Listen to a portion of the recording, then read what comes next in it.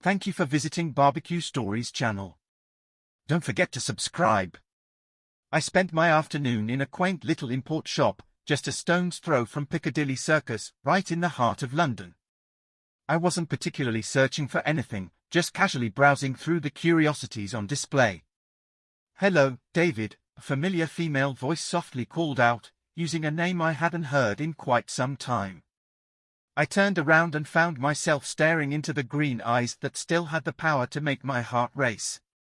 It's astonishing how a wave of emotions can sweep over you in just a split second. I felt a flutter in my chest, surprise, confusion, a longing to embrace her, and, ultimately, a cold bitterness. I stared at her for what felt like 10 minutes but was likely no more than 10 seconds. "Hi, Amanda." What a surprise. I returned to browsing, not really wanting to engage in conversation but fully aware that avoiding it was impossible. Amanda wasn't the type to leave things unsaid. "Do you have a few minutes to chat?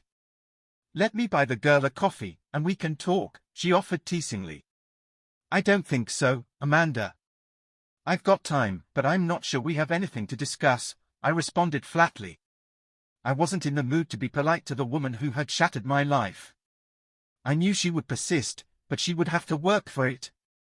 I heard a soft sigh, then, "Please, David. I'd really like to talk, and I'll get the coffee." I stared at her for a moment, dumbfounded, and then gave in. "Okay, but call me Dave. I don't go by David anymore." She rolled her eyes slightly, and with a touch of arrogance, replied, "I think I've earned the right to call you David if I want to." "Okay, sweetie, have it your way," I said. Her reaction surprised me. She was visibly shocked that I had used the long-buried affectionate nickname I once used when we were together, in happier times. Back then, I would approach her from behind, teasingly, hugging her and saying in a whiny voice, "Come upstairs, sweetie, give me some love. I'm needy, sweetie. I must have you, please. I'd beg, let's get naked." Invariably, she'd shriek and giggle, replying, "Get away from me, you pervert. You're not getting any love until I'm ready. Go take a cold shower, you booger."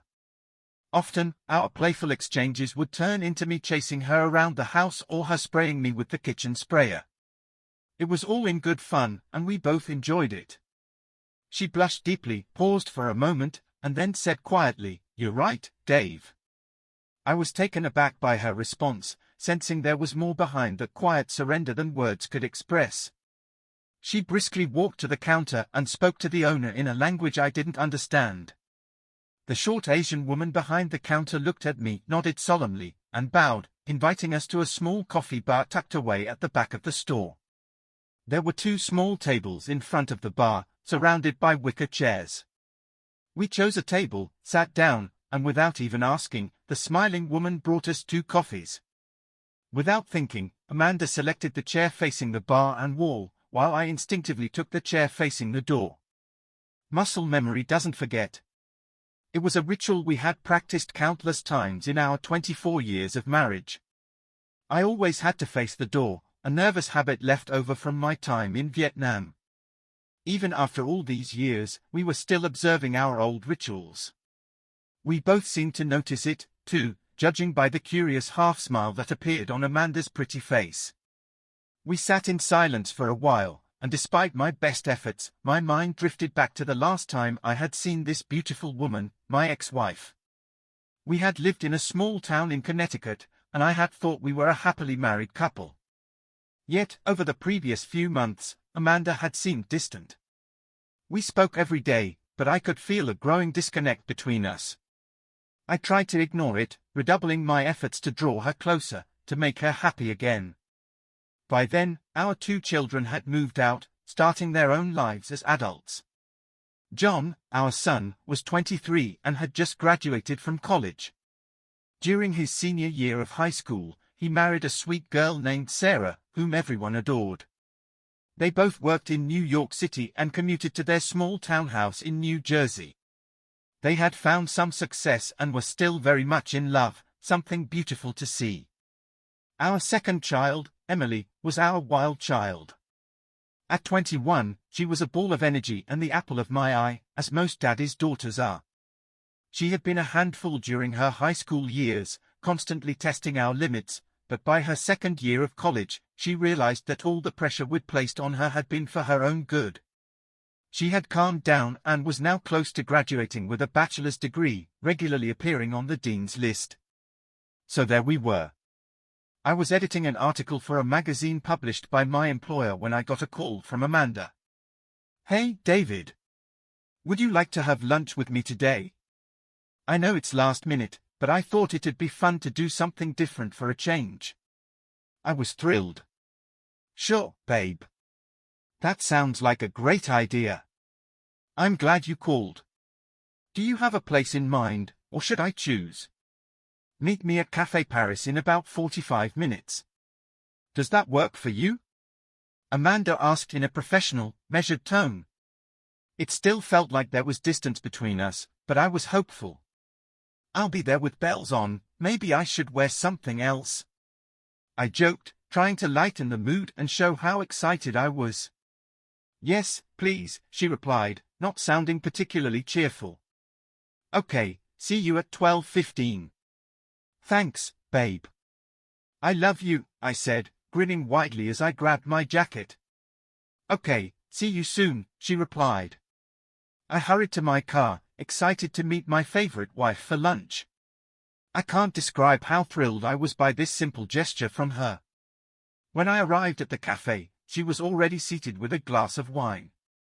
I touched her shoulder, leaning in to kiss her, but she turned her head slightly, offering only a peck on the cheek. I guess that should have told me something.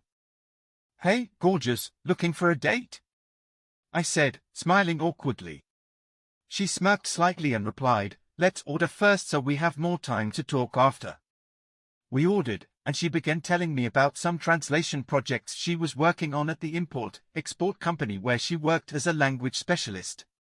I ate and listened, but I began to feel a bit uneasy.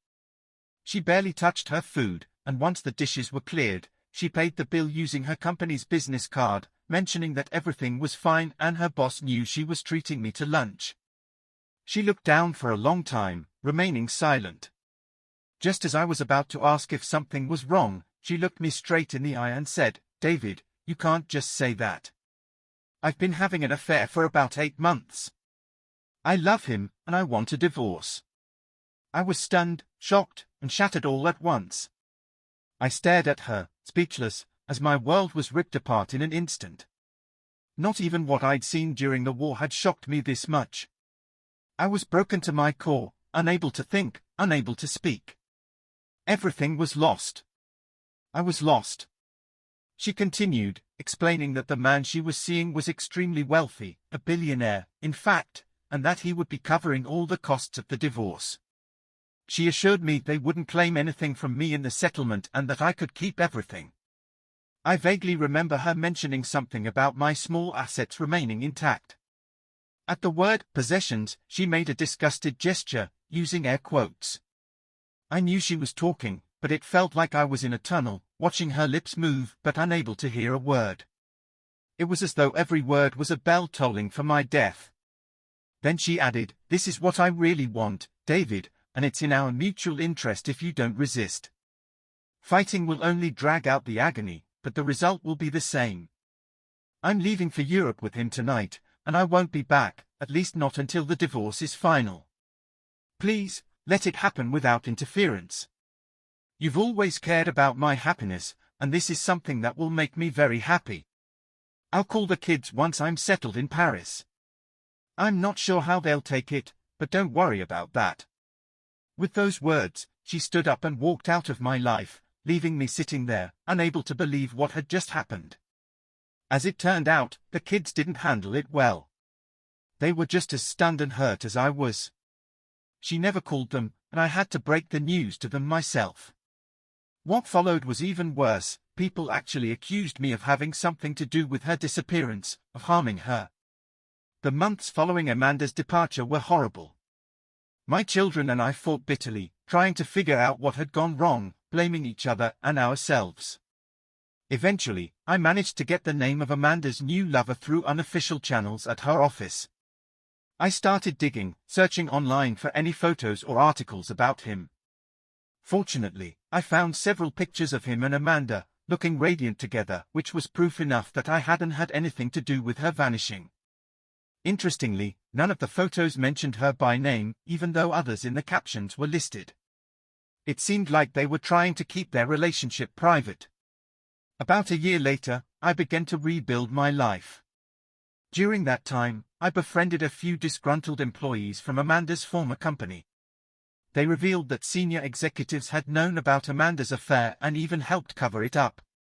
Her lover's companies provided significant business to them, so they figured it was in their best interest to keep him happy. Some employees even received memos advising them to keep quiet and ignore what was happening. Amanda's scheming, as it turns out, took place on company time. Can you say lawsuit? Yes, I sued them, and now I'm living quite comfortably off their settlement. I might not have gotten my pound of flesh from Amanda or her billionaire beau, but I certainly made the guilty party feel my pain.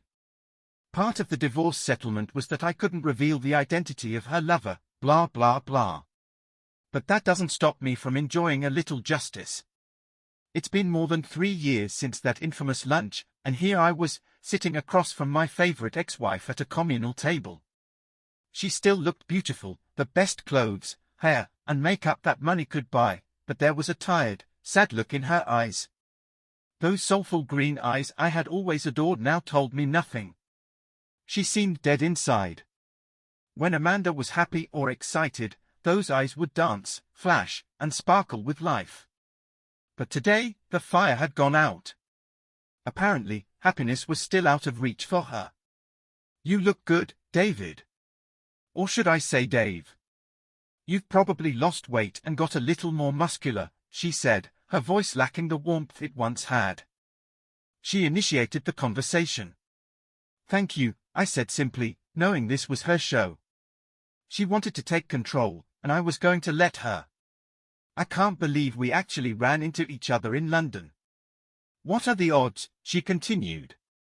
Yeah, it's hard to believe, I responded, parrying her words. I've been doing a lot of translating in my new role, and I've even picked up a couple of new languages. She kept fishing for the right moment to speak. I've always admired that about you. You're an incredibly talented and beautiful woman, I finally opened up. She suddenly lowered her eyes and began to cry. Thank you, she whispered softly. I haven't been getting any recognition lately. Sometimes, I wonder if anyone even knows I exist. I thought your husband was going to put you on a pedestal, I remarked. He never married me. I'm just his adult toy that happens to speak multiple languages. Whenever he wants to impress someone, he takes me out, and I entertain them in their native tongue. A 40-year-old American woman who's fluent in more than just English, can guide people almost anywhere, and is also willing to stay out late, it's rare. I've become a prized possession, she said sadly. What?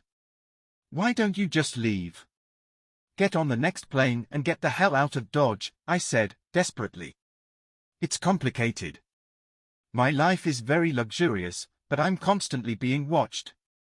It would be extremely difficult for me to leave. The only reason I'm even talking to you now is because we ran into each other by chance, and I didn't leave the store. Also, Ma, the owner, is a friend of mine, and she has my back if I ever need to hide for a bit. It sounds terrible, but I guess it's your choice, I muttered. All right, let's change the subject. Why didn't you ever call the kids? I had such a hard time convincing them that I didn't kill you or get rid of your body. They were devastated, Amanda, completely devastated that they never heard from you.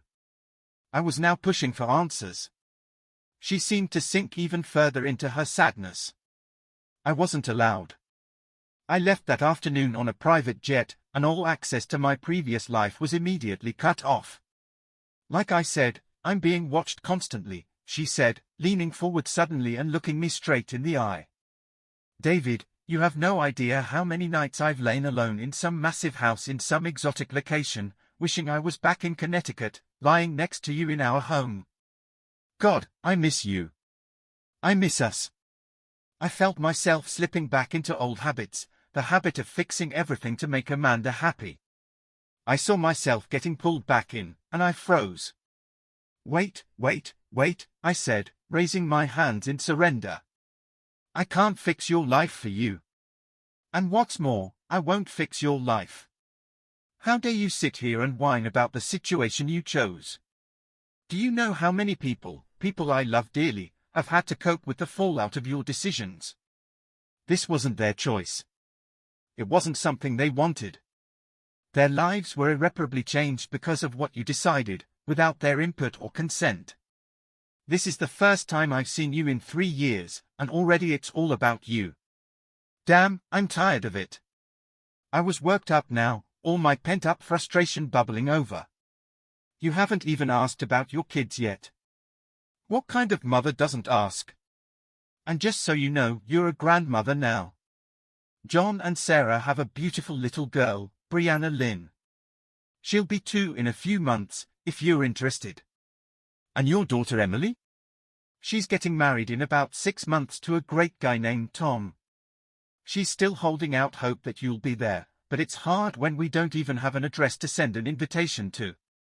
I was practically hyperventilating as I paused, but I couldn't stop. What did I do to deserve this kind of treatment, Amanda? I loved you with everything I had, everything I was, and you left without even saying goodbye. Do you realize that? You never even apologized for the devastation you caused. Don't sit here and complain about your life, you ruined it. You lost us. You lost me. Are you looking for someone to cry to?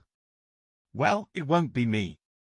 You forfeited that privilege 3 damn years ago in a little cafe in Connecticut. I was ready to get up and walk out, just like she had 3 years ago. But then, an angelic voice with a distinct English accent cut through the air. Dave, I can't leave you alone for even 5 minutes without you charming some beautiful woman.